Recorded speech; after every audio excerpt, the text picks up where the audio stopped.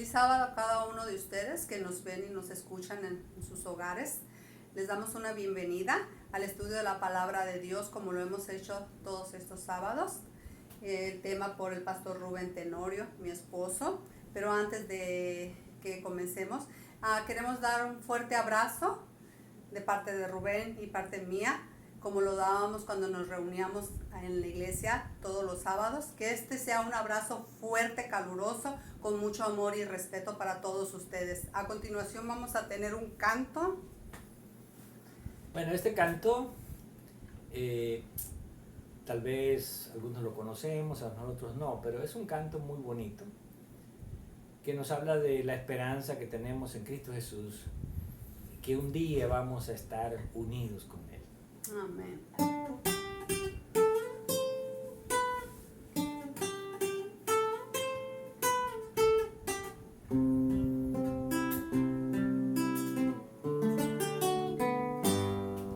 Con mucho pesar observo el vivir de la gente hoy,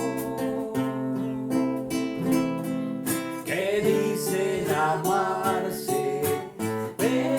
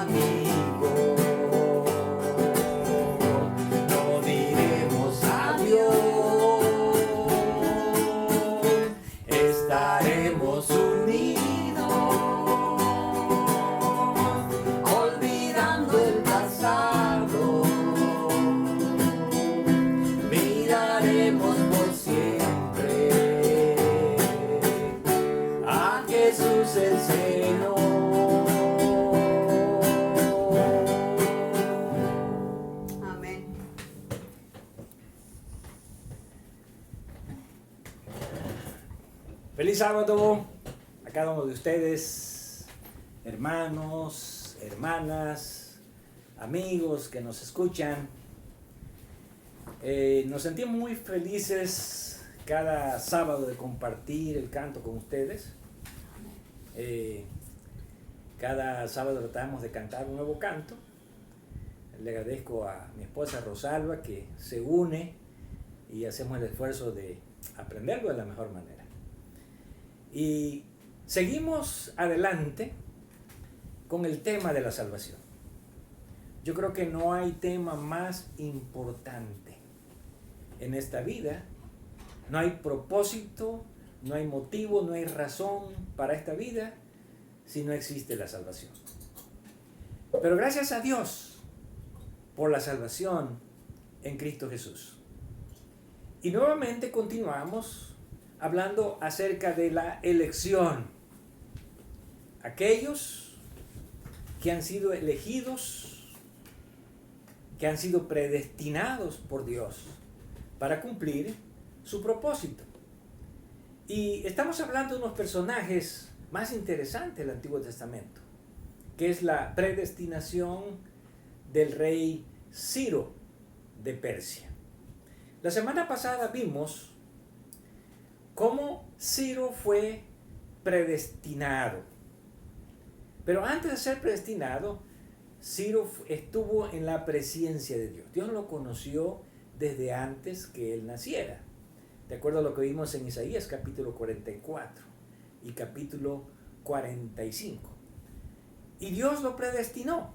O sea, Dios creó un propósito, un plan para el rey Ciro, para que él pudiera cumplir el plan de Dios, no solamente para ayudar a su pueblo, sino también para que él pudiese alcanzar la salvación. Y vemos cómo Dios le hace el llamado a Ciro. Eso lo vimos en el libro de Segunda de Crónicas, capítulo 36, donde Dios le habla al pensamiento, le habla a la mente de Ciro, porque el texto dice que Dios despierta el espíritu de Ciro. Así que Dios lo llama no en persona, pero Dios le habla a su corazón, le habla a su pensamiento. Y vemos cómo Ciro responde al llamado de Dios.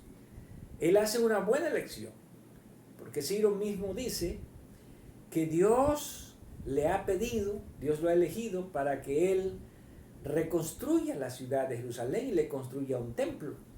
Y entonces Ciro comienza a cumplir el propósito de Dios. Pero hablamos la semana pasada cuán importante no solamente es comenzar a cumplir el propósito de Dios, sino cumplirlo toda nuestra vida y finalmente terminarlo. ¿Por qué? Porque hemos visto cómo algunos que fueron llamados cumplieron a medias el propósito de Dios, se quedaron a medio camino. Y cómo algunos definitivamente no lo cumplieron. Pero estamos hablando del rey Ciro. Parecía que todo iba bien, parecía que todo estaba saliendo de acuerdo al propósito de Dios y que Ciro estaba cumpliendo con la elección que él mismo había hecho de cumplir con el plan de Dios para su pueblo.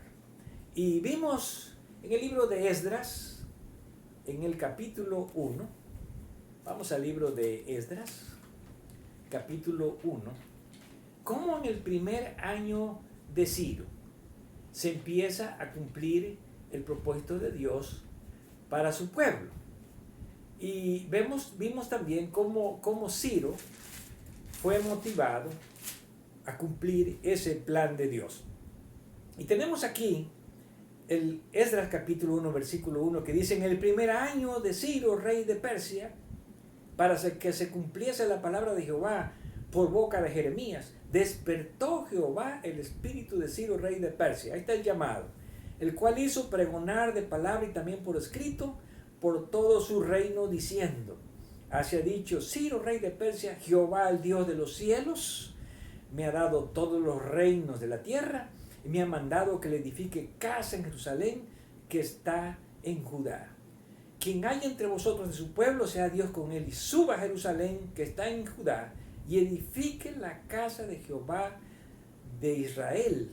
Él es Dios, el cual está en Jerusalén. Aquí vemos cómo Ciro comienza a cumplir con el propósito de Dios. O sea, Ciro hace la elección correcta y comienza a cumplir. El primer año viene una gran multitud, miles de personas que salieron de Babilonia, vinieron hasta Jerusalén para cumplir con el propósito de Dios. Y vemos que el instrumento es Ciro, rey de Persia.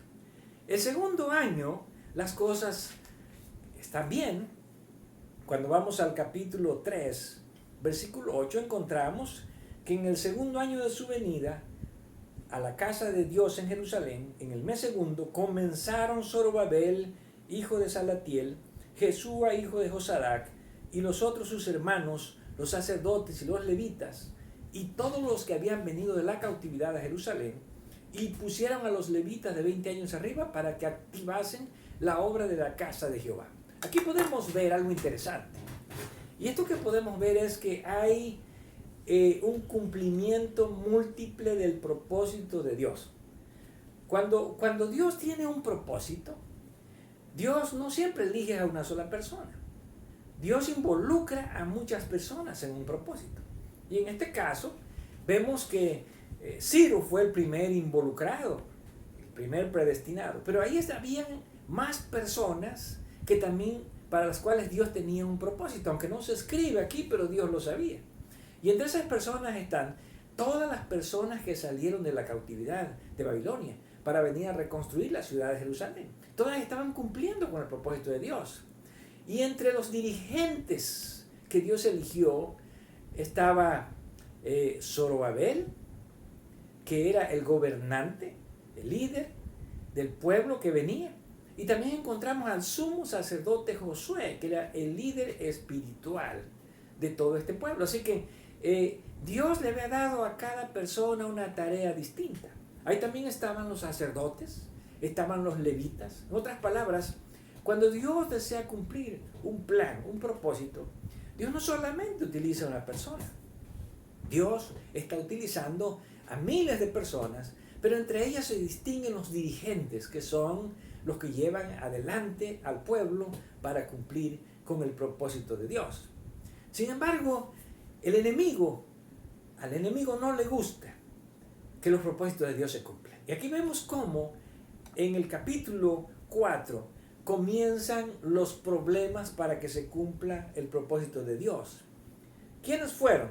Dice el capítulo 4:1, oyendo los enemigos de Judá y de Benjamín, que los venidos de la cautividad edificaban el templo de Jehová Dios de Israel, vinieron a Zorobabel y a los jefes de las casas paternas y les dijeron: edificaremos con vosotros, porque como vosotros buscamos a vuestro Dios, y a él ofrecemos sacrificios desde los días de Esar-Hadón, rey de Asiria, que nos hizo venir aquí.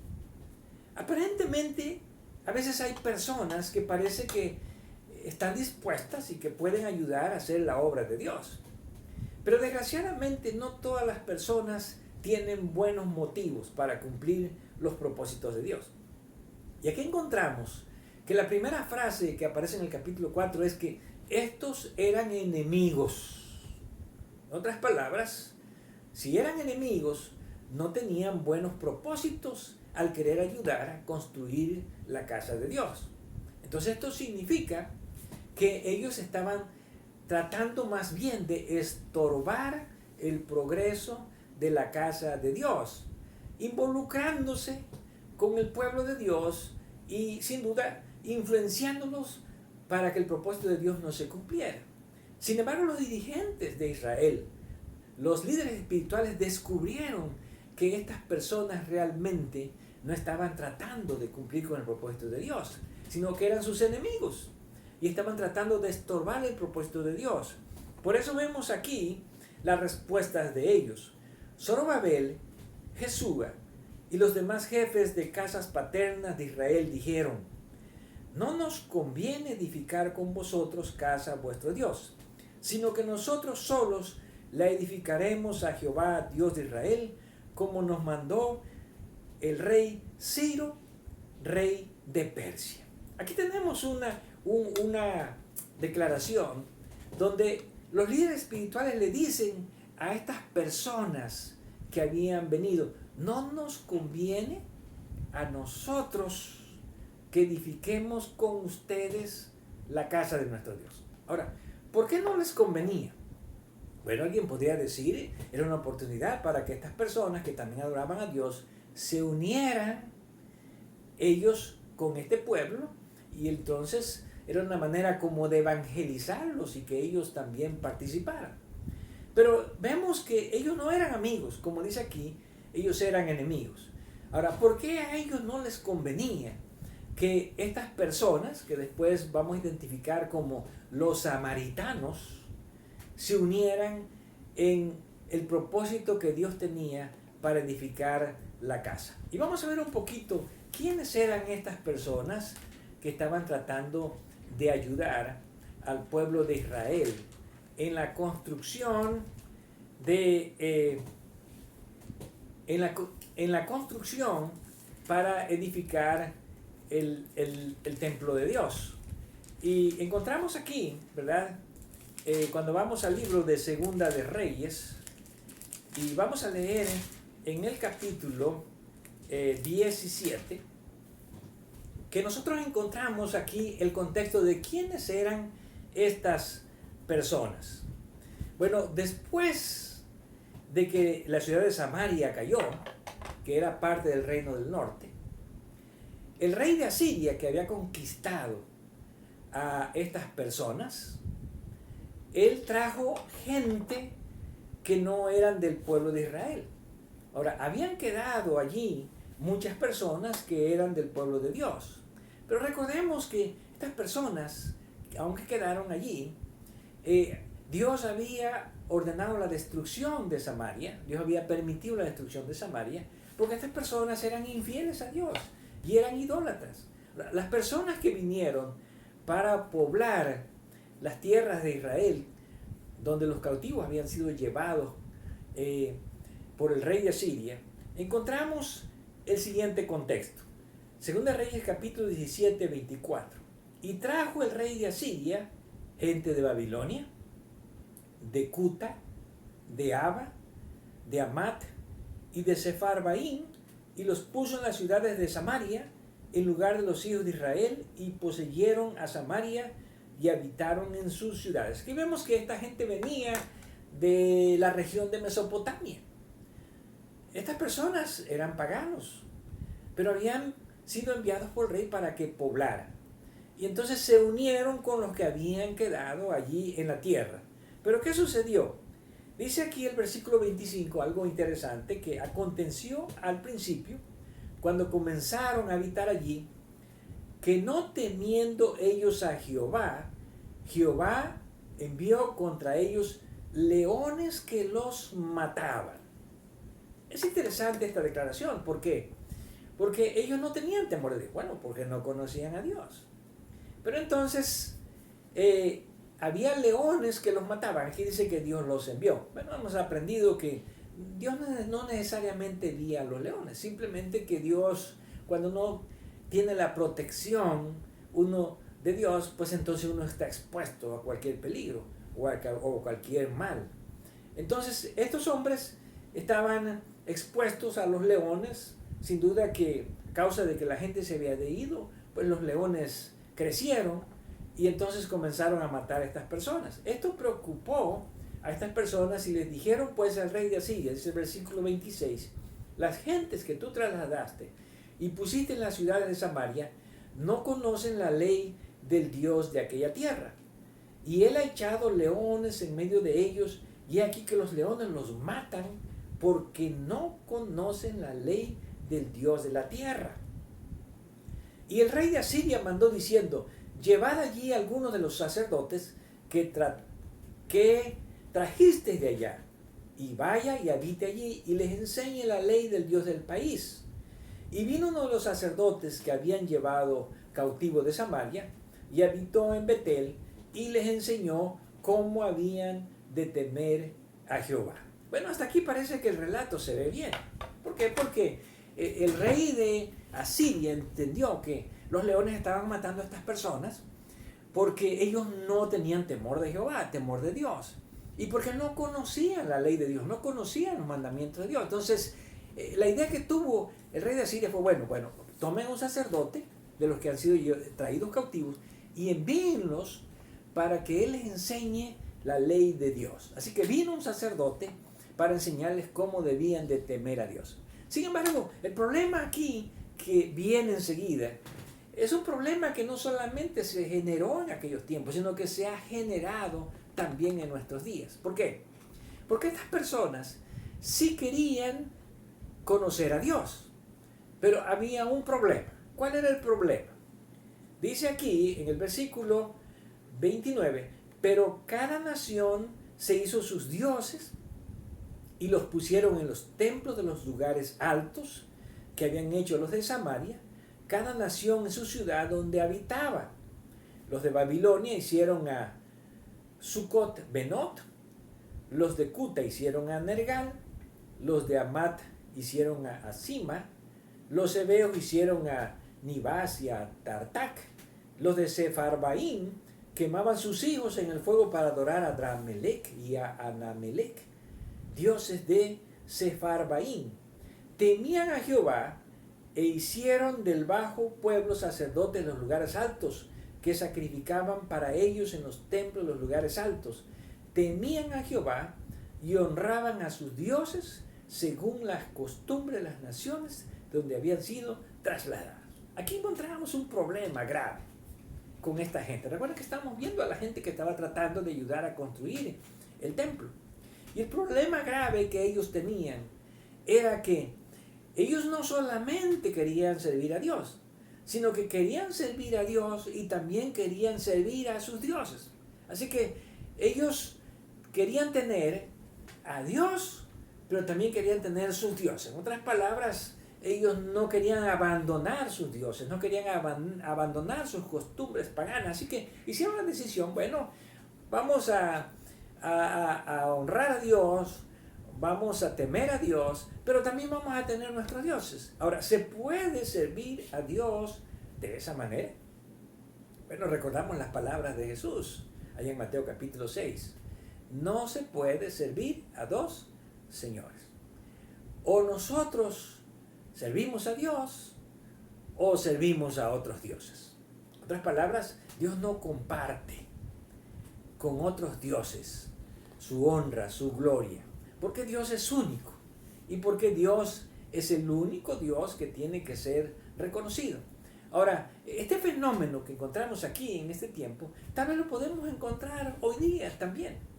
Hay muchos cristianos que quieren servir a Dios, pero que también quieren tener sus propios dioses. En otras palabras, quieren honrar a Dios, pero también honran a sus dioses.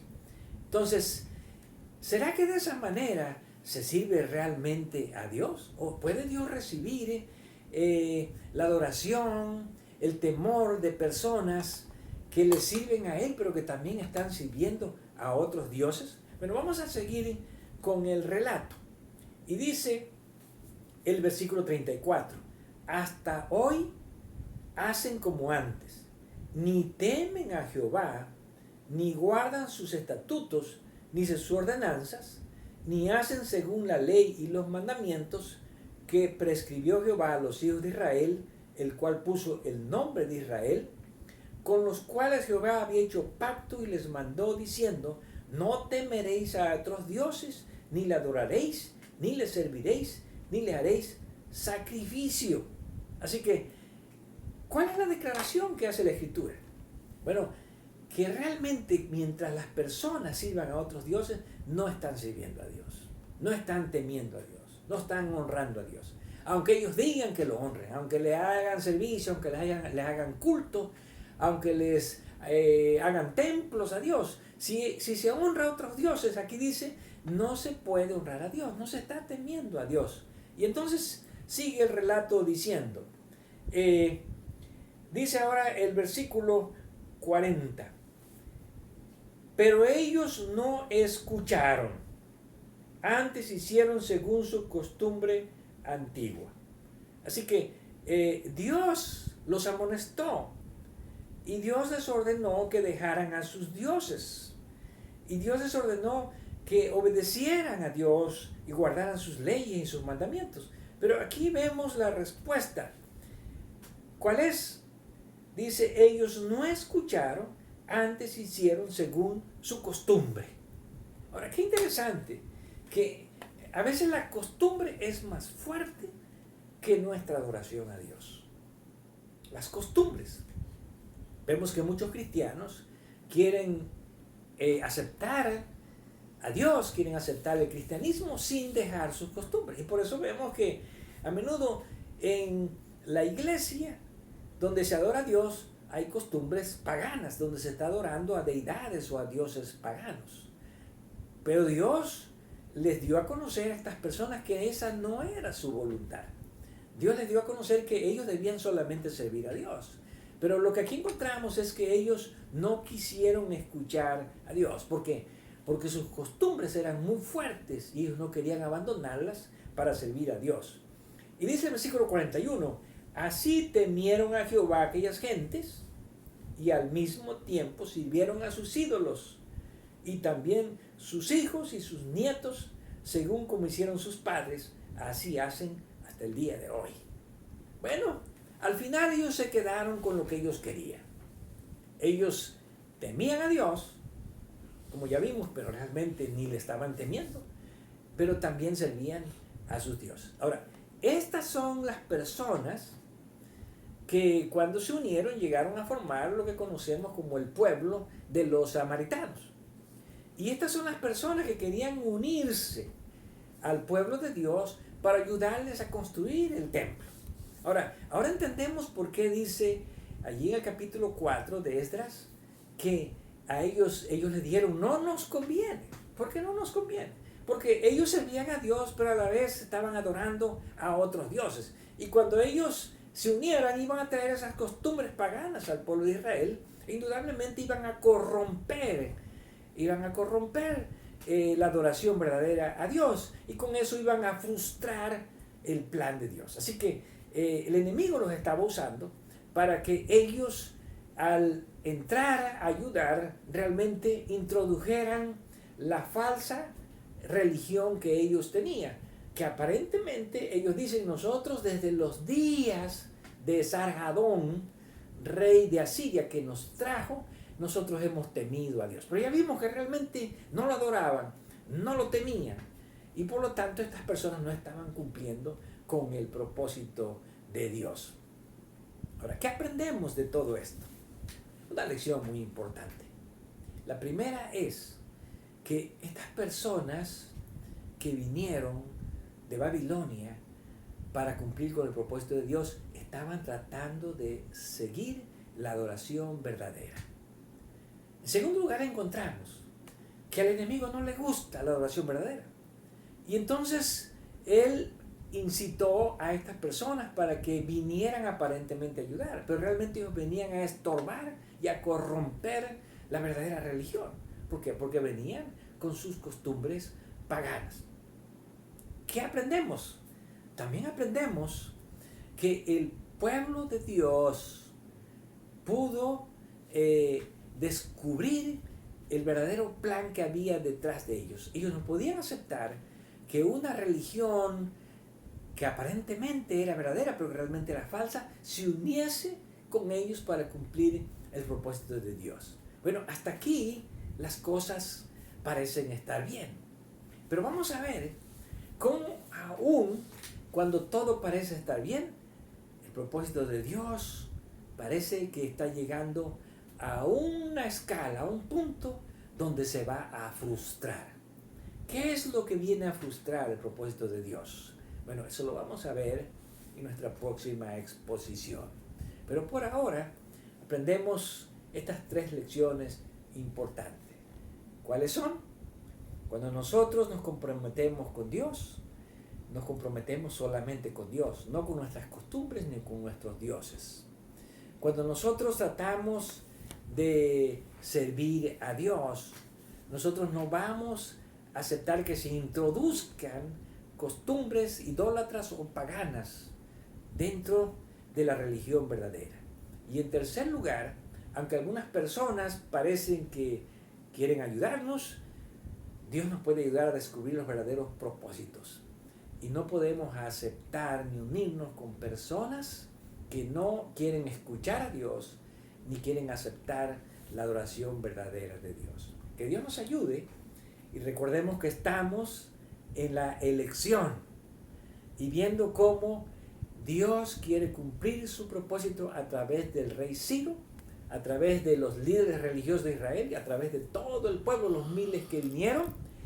Y vemos también cómo el enemigo está tratando de frustrar los planes de Dios. ¿Podrá frustrar el enemigo los planes de Dios? ¿Es posible que los planes de Dios no se cumplan porque el enemigo ponga obstáculos y barreras? Bueno, eso lo vamos a estudiar en nuestra próxima exposición que tendremos acerca de la elección y el cumplimiento del propósito de Dios. Que el Señor nos siga bendiciendo, que podamos seguir disfrutando de este hermoso sábado.